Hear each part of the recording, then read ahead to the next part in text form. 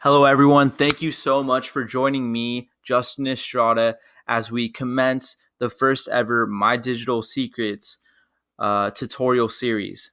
This is Plugin Development Math Series, Part 1, Introduction and Plugin Basics 101.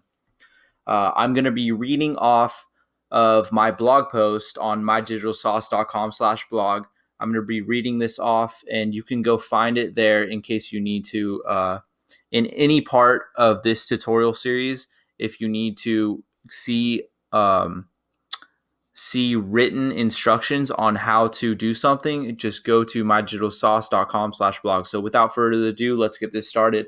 This is an introduction to our Plugin Development Master Series, a series of tutorials focused on improving your WordPress plugin development skills. In this series, we take a project-based approach where you learn useful skills for building useful WordPress plugins. The Plugin Development Master Series is a project-focused series where you build a WordPress LMS learning management software plugin. I think that learning by building projects is my favorite way to learn, and I hope that it's your favorite way to learn too. The concepts you learn will give you the freedom to build any WordPress plugin idea. That's true. In this WordPress Plugin Development Master Series, you will learn Part 1, the plugin basics. Part 2, how to use a plugin boilerplate. Part 3, enqueuing styles and scripts. Part 4, creating custom post types. Part 5, creating shortcodes. Part 6, pagination. Part 7, creating menu, page, and settings. Part 8, we're going to extend the WordPress API. Part 9, we're going to get data from that WordPress API, and then 2 bonus lessons after that. This development series assumes that you know basic web development languages like HTML, CSS, JavaScript, and PHP. It also assumes that you have a WordPress development workflow established preferably on your local host so you can do rapid development. So without further ado, let's get into Part 1, Plugin Basics. WordPress.org Codex is your best friend with theme development and plugin development. The Codex is where you'll find in-depth documentation on all WordPress development. As we go over here to the Codex, you can see that this gives you all the information about writing a plugin that you would need. And if you wanted to, say, for example, custom post type, it tells you everything about what a post type is. And then down here, it gives you actual code for creating custom post types. All right.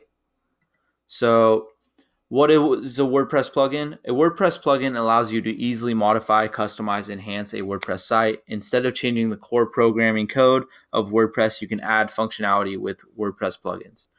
WordPress plugins go in your wp-content/plugins directory. Creating your first WordPress plugin. So WordPress plugins exist in the wp-content/plugins directory. So we're going to want to create a folder in that plugins directory.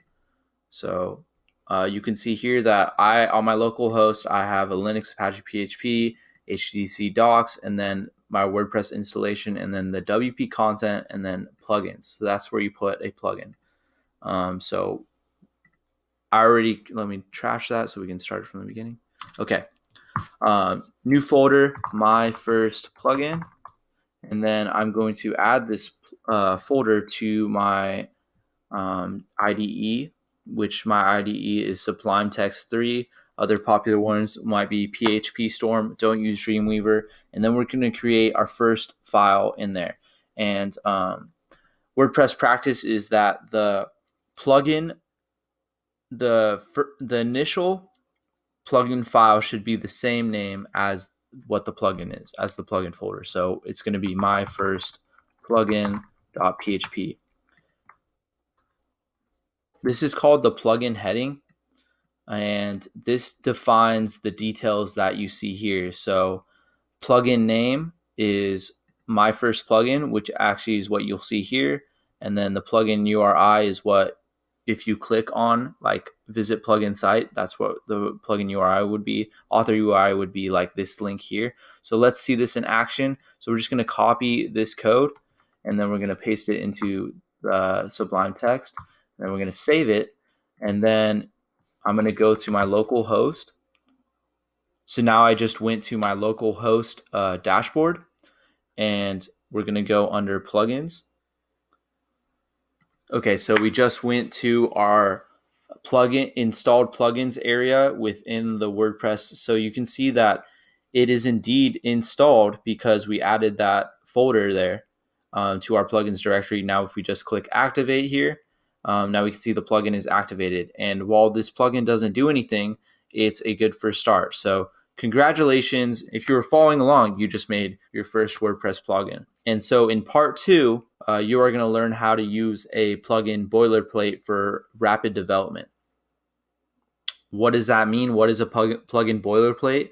Well, you're going to find out in part 2, but basically a plugin boilerplate is an already built plugin that comes with all the bells and whistles that you might need for your next plugin project. So it's going to come with activation hooks. It's going to come with installation hooks, deactivation hooks, removal hooks.